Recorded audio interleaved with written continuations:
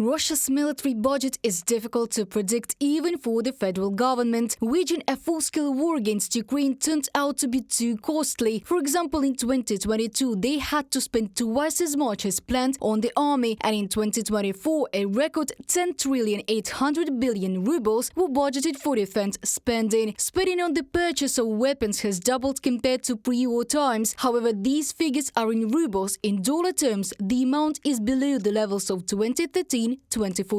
Experts conclude that the Russian military-industrial complex is unprofitable. Probably a significant part of the money is spent on plugging holes and not on the production of weapons. Rosstat shows a noticeable increase in industrial production in sectors related to the military-industrial complex in 2023, but Rosstat calculates the production growth index in monetary terms using 2017 as a base. But since then, prices have increased significantly. If you look at production in physical terms, the situation is not so rosy. There is growth in some product groups related to the military-industrial complex, while in others there is a decline. The production of cellulose, aluminium powder, ammonia, aluminium structures and substances for the production of explosives is growing, but not by many times, but a maximum of 30%. Pavel Luzin, military expert for the Moscow Times publication.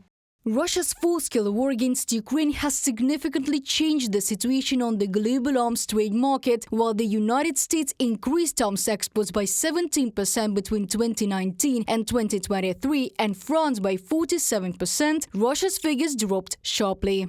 Russian arms exports fell by 53% between 2014-2018 and 2019-2023. The decline has been rapid over the course of the past 5 years, and while Russia exported major arms to 31 states in 2019, it exported only to 12 in 2023. From Stockholm International Peace Research Institute. Страны увидели, что ихние суперкомплексы Countries saw that their S-400 Triumph supercomplexes were unable to intercept what they should have intercepted, and they were being quite actively destroyed. Their supersonic missiles, which they boasted about, they also talked about Kinzhal, that this missile cannot be shot down not only by modern, but even by promising air defense and missile defense systems. Nevertheless, even there was a major attack of 7 missiles flew towards Kyiv, all 7 were destroyed. Not to mention exporting weapons to other countries, Russia is bogged down by its inability to fully supply its own army. Experts are sure that the Federation has to take quantity, not quality. After all, Western sanctions have limited access to technologies that Russia cannot replace. Вряд ли они смогут что-то высокотехнологичное.